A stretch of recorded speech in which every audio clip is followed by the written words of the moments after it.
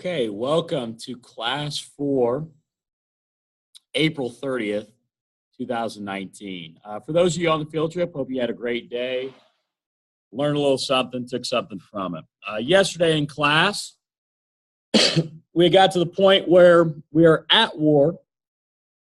The Archduke has been killed, and now we have our two sides that have been formed.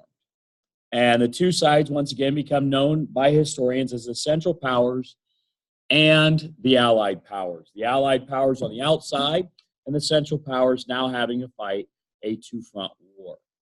Now, in 2014, we commemorated the 100-year anniversary of the beginning of the war. And there are a lot of different memorials throughout the world. We had some in Washington, D.C., at the Smithsonian. But the most famous was this one seen in London. Titled The Blood-Swept Lands and Seas of Red. And this is in London. Each of those is a poppy flower, and it symbolizes the loss of one life in the war. So each of those flowers is one individual who was killed in World War I. And one thing we're going to talk about today, and you're going to have to watch two other videos with this lesson, is that not only did World War I have a high casualty number, but even those individuals that weren't killed in battle were still affected, whether it be some form of PTSD, paranoia, shell shock, or possible amputation of different limbs. And there are many more casualties than just the number of those that were killed. Okay, so let's start talking again about the war, and let's get ourselves to U.S. involvement for Wednesday's lesson. A reminder that people thought it was going to be a quick fight. New weapons, we're going to be really good at killing each other.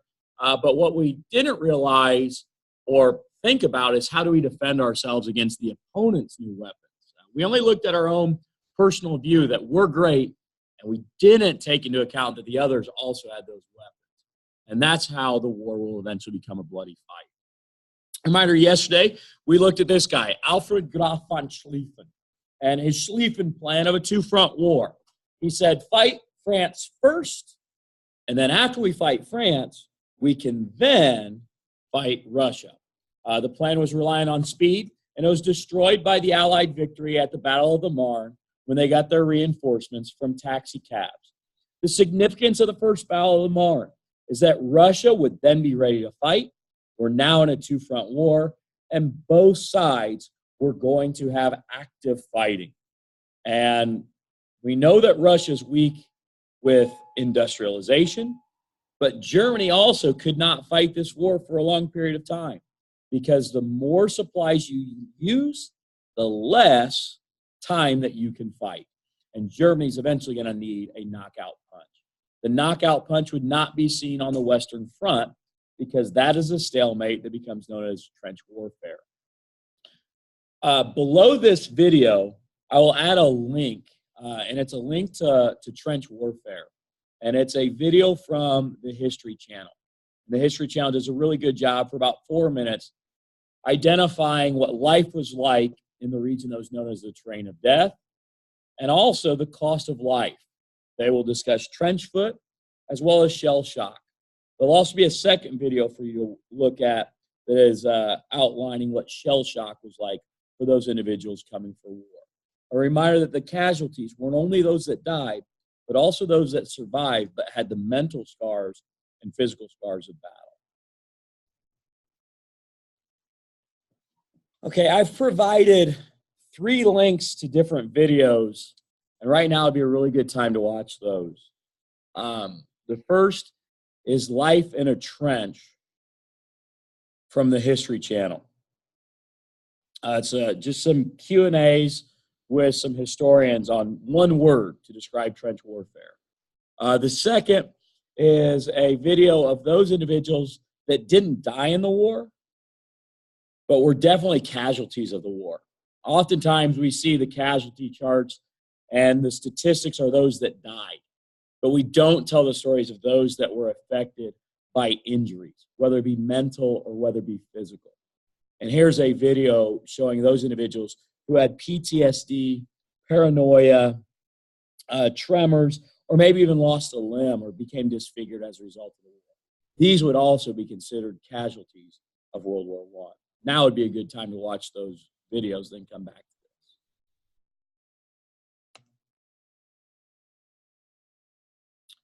The Western Front is a stalemate, trench warfare. It's the terrain of death. So many people are dying there, but no movement. The Eastern Front, Russia versus Germany, is a more active war. The Russians have early success. Most of the Germans were over in France fighting. So the Russians are able to barge in, and they almost get to the capital city of Berlin, but they never get there. The Germans are able to push them back. And as the Germans push them back, they win victories that eventually force the Russians almost into surrender. But a reminder, the Russians are able to throw as many people into the battle as possible. But we know that the Russian war effort is going to struggle. Because of lack of industrialization, Tsar Nicholas II's war effort is going to collapse if we don't get them supplies. The Russians would send soldiers into battle without any armor. They'd send them into battle without any bullets in their gun. They would send tanks into battle, and the tanks would run out of gasoline, and as a result, the soldiers are just sitting ducks. The Russians take heavy, heavy casualties. And it's not because lack of training. It's because of a lack of equipment.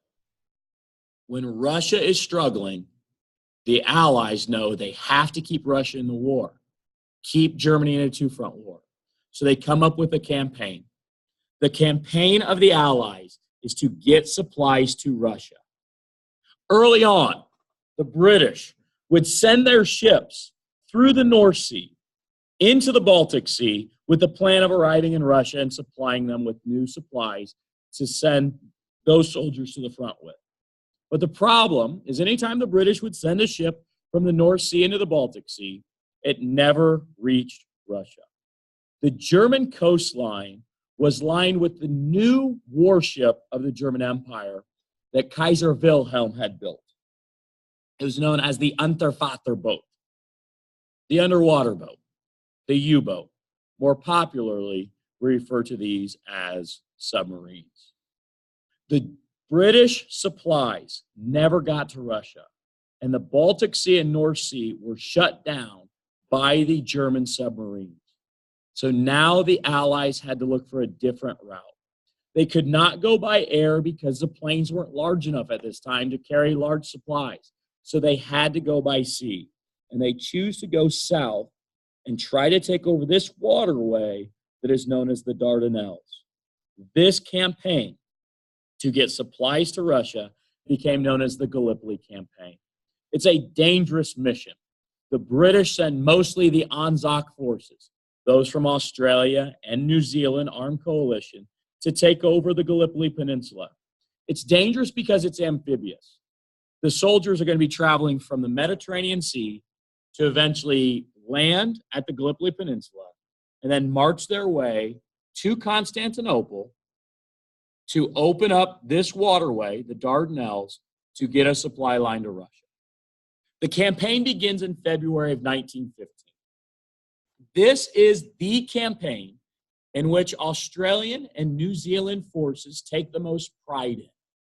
It eventually is a failure, but this is the most soldiers that the Anzac forces have ever commissioned for a campaign. The battle begins in February of 1915. And early on, the Allies have a lot of success. But to save life, by May of 1915, the Ottoman Empire starts to fight trench warfare. By May of 1915, the Gallipoli campaign is a stalemate. It remains a stalemate because of trench warfare for the next 7 months. And the Allied forces have lost 250,000 men, 250,000 deaths in that small area of the Gallipoli campaign, and they didn't gain any land. The Gallipoli campaign is a failure. The Allies are not able to get supplies to Russia.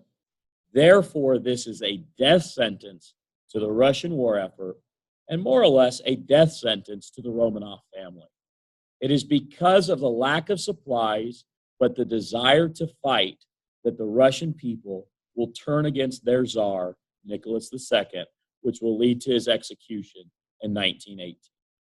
The Gallipoli campaign, after 11 months of fighting, is a failure. It doesn't work. Anzac Day is like Memorial Day in Australia as well as New Zealand. It's celebrated every April 25th. This is a commemoration of that. Once again, memorializing those who gave so much in World War I. The Allied forces at the end of the Gallipoli campaign need something good to happen. So they attack Africa and they get easy victories in Rwanda, Tanzania, and Kenya. Those are German colonies that are not defended. But hey, we can write in the newspaper, we are winning. And as we know, people want to support winners.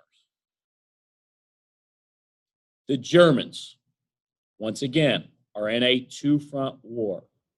They're fighting in the east with Russia. They know Russia's going to surrender soon because of lack of supplies. But they know that the longer they're in a two-front war, the less supplies they have, and they feel a need in 1915 to go for the knockout punch. And the Germans will try to do this with those Unterwasserboats, the U-boats. And they start a policy that eventually brings the United States into the war. At least it's one of the things that brings the United States into the war. It's known as unrestricted submarine warfare. The Germans announce that they will sink any ship. Keyword there is any. Any.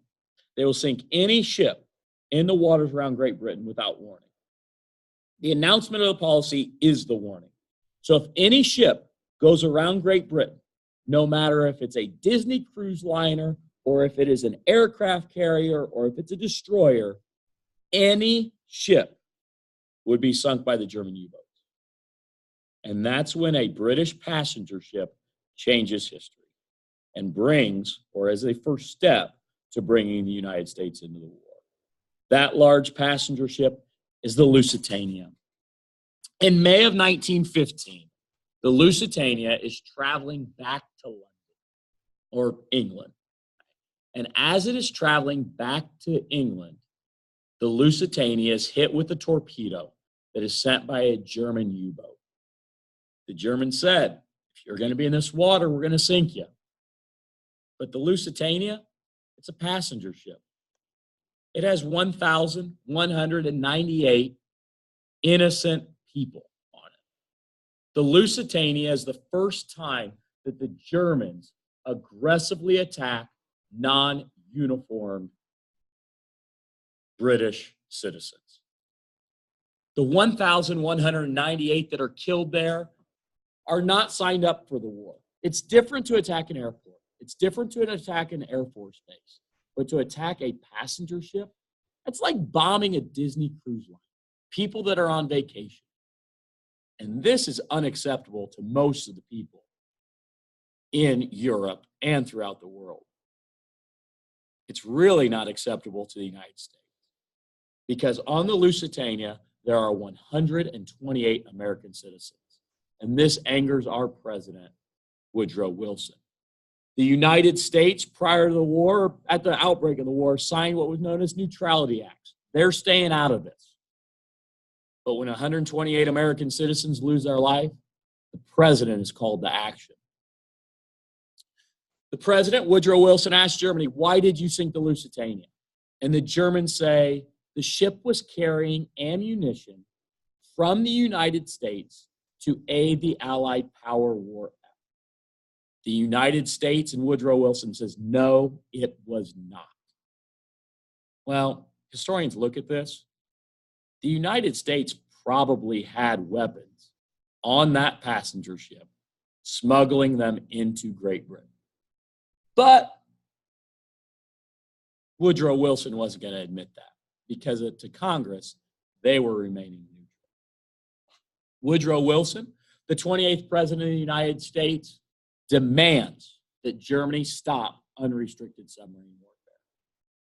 Germany, knowing that the United States had the strongest economy in the world, agrees that they are going to stop unrestricted submarine warfare. This shows us that Germany, even though they believe they can defeat France, They believe they can defeat Russia. They can believe they can defeat Great Britain. They do not want to draw the United States economy into World War I. Woodrow Wilson says, if you start unrestricted submarine warfare, we are going to join the war. And Woodrow Wilson, later on, is not allowed an excuse to stay out of the war. 2 years later, the Germans recontinue unrestricted submarine warfare. They sink 3 ships that are American ships. Well, you ask yourself, if the Germans announce they're going to sink ships, why send them into that area? Maybe it was to get into the war. Another event will also bring the United States into the war, and that is the discovery of the Zimmerman note, which we will discuss in class on Wednesday. I hope you had a great field trip. I hope you are staying dry, and enjoy your evening. We'll see you tomorrow.